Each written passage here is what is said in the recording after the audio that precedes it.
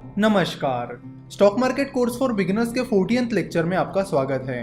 पिछले पार्ट में हम फाइनेंशियल स्टेटमेंट्स और बैलेंस शीट के बारे में बात कर रहे थे और आज हम प्रॉफिट एंड लॉस स्टेटमेंट की बात करेंगे। प्रॉफिट एंड लॉस स्टेटमेंट में 3-4 इंपॉर्टेंट फिगर्स होती है, जैसे कि रेवेन्यू, एक्सपेंसेस, टैक्स और नेट प्रॉफिट। चलो तो मान लेते हैं कि जनरल कंसल्टेंसी का रेवेन्यू 4000 करोड़ है। रेवेन्यू, टर्नओवर और सेल्स, इन तीनों का मतलब एक ही होता है। जनरल कंसल्टेंसी का रेवेन्यू 4000 करोड़ है। इसका मतलब है कि जनरल कंसल्टेंसी ने 4000 करोड़ की गुड्स और सर्विसेज बेची है। जनरल कंसल्टेंसी का आईटी का बिजनेस है, यानी इसका मतलब है कि कंपनी को अपने सॉफ्टवेयर सर्विसेज से 4000 करोड़ का सेल्स हुआ है। रेवेन्यू के बाद आते हैं एक्सपेंसेस, जैसे कि जनरल कंसल्टेंसी के एम्प्लॉयज की सैलरी, उनके सॉफ्टवेयर के लाइसेंसेस, उनके ऑफिसेज के rent, maintenance, electricity bill etcetera. तो रेवेन्यू में से कंपनी के एक्सपेंसेस निकालने के बाद आपको मिलता है इबिडा। इबिडा का मतलब होता है earning before interest, tax, depreciation and amortisation. कोई चीज़ है जैसे कंप्यूटर, तो उसकी वैल्यू जैसे जैसे साल बीतते जाएंगे वैसे वैसे कम होती चली जाएगी, इसे डिप्रिसिएशन कहते हैं। और जो इंटेंजिबल एसेट्स होते हैं जैसे कि पेटेंट्स, तो उनकी जो वैल्यू कम होती है उसे अमोर्टाइजेशन कहते हैं। तो यहाँ पर जनरल कंसल्टेंसी का रेवेन्यू रहा है 4000 करोड़। जनरल कंसल्टेंसी के बाकी एक्सपेंसेस रहे हैं 2900 करोड़। तो रेवेन्यू माइनस एक्सपेंसेस के बाद आपको मिलता है इबिडा, जो कि है 1100 करोड़। तो इबिडा में से डिप्रिसिएशन और अमोर्टाइजेशन माइनस करने के बाद आपको मिलता है इबिट। तो यहाँ पर जनरल कंसल्टेंसी का डिप्रिसिएशन एंड अमोर्टाइजेशन है 300 करोड़। तो EBITDA that is 1100 crore minus depreciation and amortisation that is 300 crore is equal to 800 crore. तो इबिडा में से डिप्रिसिएशन एंड अमोर्टाइजेशन डिडक्ट करने के बाद आपको मिलता है इबिट। इबिट का लॉन्ग फॉर्म है earning before interest and tax. EBIT में से इंटरेस्ट डिडक्ट करने के बाद आपको मिलता है इबीटी। तो यहाँ पर जनरल कंसल्टेंसी का इंटरेस्ट है 50 crore rupees. So EBIT that is 800 crore minus interest that is 50 crore is equal to 750 crore. तो जनरल कंसल्टेंसी का EBT that is earning before tax है 750 करोड़। तो अर्निंग बिफोर टैक्स में से जो कंपनी ने टैक्स पे किया है वो आप डिडक्ट करोगे तो आपको मिलेगा ईएटी, यानी अर्निंग आफ्टर टैक्स, जिसे पैट यानी प्रॉफिट आफ्टर टैक्स भी कहते हैं।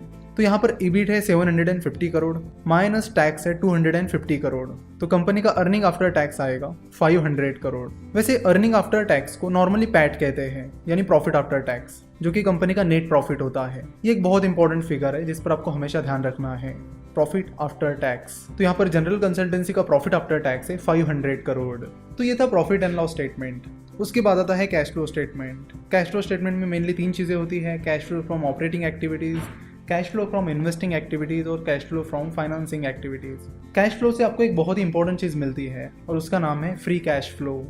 वैसे जो फाइनेंशियल स्टेटमेंट्स हैं और जो फाइनेंशियल रेशोज हैं जिनकी मदद से हम फाइनेंशियल स्टेटमेंट्स को एनालाइज करते हैं, उन्हें हमने फंडामेंटल एनालिसिस के कोर्स में बहुत ही डिटेल में कवर किया है। तो फाइनेंशियल स्टेटमेंट्स को डिटेल में समझने के लिए, वैल्यूएशन के बारे में डिटेल में जानकारी के लिए आप फंडामेंटल एनालिसिस के कोर्स को सब्सक्राइब कर सकते हो।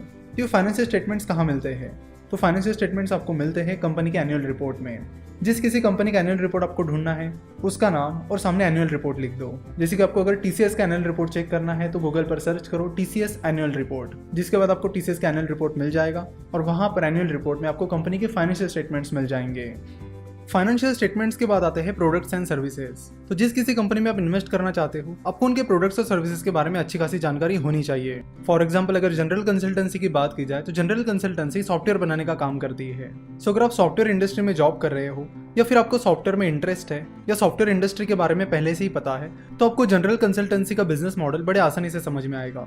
कंपनी चाहे कोई भी हो, आपको उसके प्रोडक्ट्स और सर्विसेज की अच्छी खासी जानकारी होनी चाहिए। अगर आप उनके बिजनेस मॉडल को नहीं समझ पाओगे तो आप उस कंपनी के बिजनेस ग्रोथ के बारे में पता नहीं लगा पाओगे। कोई भी बिजनेस हो वो अपने प्रोडक्ट्स एंड सर्विसेज की वजह से खड़ा होता है। अगर कंपनी के प्रोडक्ट्स एंड सर्विसेज अच्छे नहीं है तो वो कंपनी लॉन्ग टर्म तक अच्छा परफॉर्म नहीं कर सकती। तो प्रोडक्ट्स और सर्विसेज किसी भी बिजनेस का कोर होता है और उसके बाद कंपनी का मैनेजमेंट और बाकी चीजें मैटर करती है। तो कंपनी चाहे कोई भी हो, उसका एनालिसिस करने के लिए आपको उसके प्रोडक्ट्स और सर्विसेज को समझना होगा।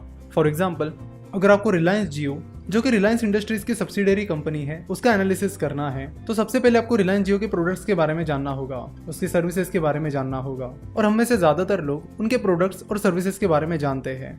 और आप में से बहुत सारे लोगों को तो ये पता भी होगा कि रिलायंस जियो सक्सेसफुल होने वाला है, और वो हो भी गया है।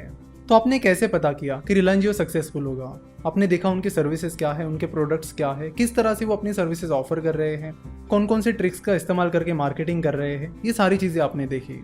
तो कंपनी के फाइनेंशियल स्टेटमेंट्स हो गए, कंपनी के प्रोडक्ट्स एंड सर्विसेज हो गई। अब नेक्स्ट चीज आती है कंपनी का मैनेजमेंट। आपको देखना होगा कि जनरल कंसल्टेंसी का जो मैनेजमेंट है वो कैसा है, उनमें इंटीग्रिटी है या नहीं, एथिक्स है या नहीं, उनका कॉर्पोरेट गवर्नेंस कैसा है। ये सारी चीजें आपको चेक करनी होगी। आपको चेक करना होगा कि विवेक और योगेश जिन्होंने ये कंपनी शुरू की थी वो कंपनी के एम्प्लॉयज को कैसे ट्रीट करते हैं, वो कंपनी के शेयर होल्डर्स को कैसे ट्रीट करते हैं, अपना बिजनेस एथिक्स के साथ चलाते भी है या नहीं। तो इसे मैनेजमेंट एनालिसिस कहते हैं और मैनेजमेंट एनालिसिस को हम नेक्स्ट लेक्चर में डिटेल में कवर करेंगे। आशा करता हूँ कि आपको आज का ये लेक्चर पसंद आया होगा। स्टॉक मार्केट के बारे में और फाइनेंस के बारे में और जानकारी के लिए आप हमारी वेबसाइट www.finnovations.com विजिट कर सकते हो। हमसे जुड़े रहने के लिए आप हमें फेसबुक, ट्विटर और इंस्टाग्राम पर हमें फॉलो कर सकते हो। हमारे साथ जुड़े रहने के लिए आपका बहुत बहुत धन्यवाद।